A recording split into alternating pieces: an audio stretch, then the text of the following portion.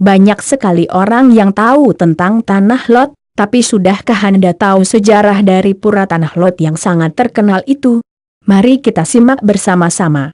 Pada masa kerajaan Majapahit ada seseorang bagawan yang bernama Dang Hyang Dwijendra atau Dang Hyang Nirarta. Beliau dikenal sebagai tokoh penyebaran ajaran agama Hindu dengan nama Dharma Yatra. Di Lombok beliau dikenal dengan nama Tuan Semeru atau Guru dari Semeru, sebuah nama gunung di Jawa Timur. Pada waktu beliau datang ke Bali untuk menjalankan misinya, yang berkuasa di Bali saat itu adalah Raja Dalam Waturenggong yang menyambut beliau dengan sangat hormat. Beliau menyebarkan agama Hindu sampai ke pelosok-pelosok Pulau Bali. Suatu ketika pada saat beliau menjalankan tugasnya, beliau melihat sinar suci dari arah tenggara dan beliau mengikutinya sampai pada sumbernya yang ternyata adalah sebuah sumber mata air. Tidak jauh dari tempat itu beliau menemukan sebuah tempat yang sangat indah yang disebut Gili Beo. Gili artinya batu karang dan Beo artinya burung, jadi tempat itu adalah sebuah batu karang yang berbentuk burung. Di tempat inilah beliau melakukan meditasi dan pemujaan terhadap dewa penguasa laut. Lokasi tempat batu karang ini termasuk dalam daerah Desa Beraban, di mana di desa tersebut dikepalai oleh seorang pemimpin suci yang disebut Bendesa Beraban Sakti. Sebelumnya masyarakat Desa Beraban menganut ajaran monoteisme, percaya dan bersandar hanya pada satu orang pemimpin yang menjadi utusan Tuhan seperti Nabi. Dalam waktu yang singkat banyak masyarakat Desa Beraban ini mengikuti ajaran Dang Hyang Nirarta yang kemudian membuat Bendesa Beraban Sakti sangat marah dan mengajak pengikutnya yang masih setia untuk mengusir bagawan suci ini. Dengan kekuatan spiritual yang dimiliki Dang Hyang Nirarta, beliau melindungi diri dari serangan Bendesa Beraban dengan memindahkan batu karang besar tempat beliau bermeditasi, Gili Beo, ke tengah lautan dan menciptakan banyak ular dengan selendangnya di sekitar batu karang sebagai pelindung dan penjaga tempat tersebut. Kemudian beliau memberi nama tempat itu Tanah Lot yang berarti tanah di tengah laut.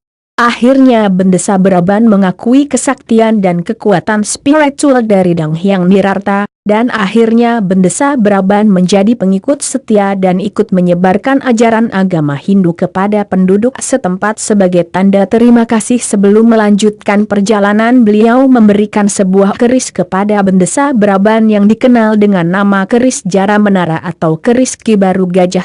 Saat ini keris itu disimpan di Puri Kediri yang sangat dikeramatkan dan diupacarai setiap hari raya Kuningan, dan upacara tersebut diadakan di Pura Tanah Lot setiap 210 hari sekali, yakni pada Budawe Lengkir sesuai dengan penanggalan kalender Bali.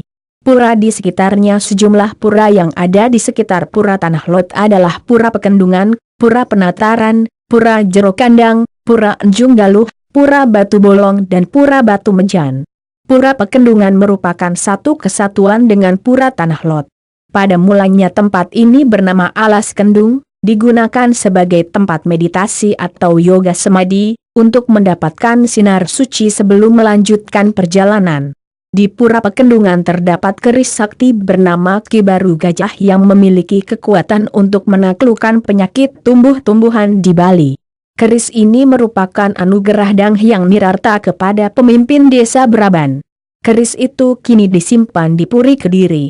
Saat piodalan, Sabtu Kliwon Wara Kuningan, keris ini dipendak serangkaian piodalan, sedangkan Pura Jero Kandang merupakan pura yang dibangun oleh masyarakat Beraban dengan tujuan untuk memohon perlindungan bagi ternak dan tumbuhan mereka dari gangguan berbagai penyakit. Akan halnya Pura Enjung Galuh berlokasi dekat dengan Pura Jero Kandang. Menurut beberapa catatan, pura ini dibangun untuk memuja Dewi Sri yang merupakan sakti dari Dewa Wisnu yang piodalannya setiap Prabu Maniswara Medangsya. Di pura ini masyarakat mengenai Pura Set Kahyangan dan Kahyangan Jagat memohon kesuburan jagat. Sementara itu, Pura Batu Bolong merupakan tempat melakukan pamelastian maupun pakelem dengan maksud menyucikan alam. Sedangkan Pura Batu Mejan atau dikenal dengan Beji merupakan tempat untuk mendapatkan tirta pengelukatan.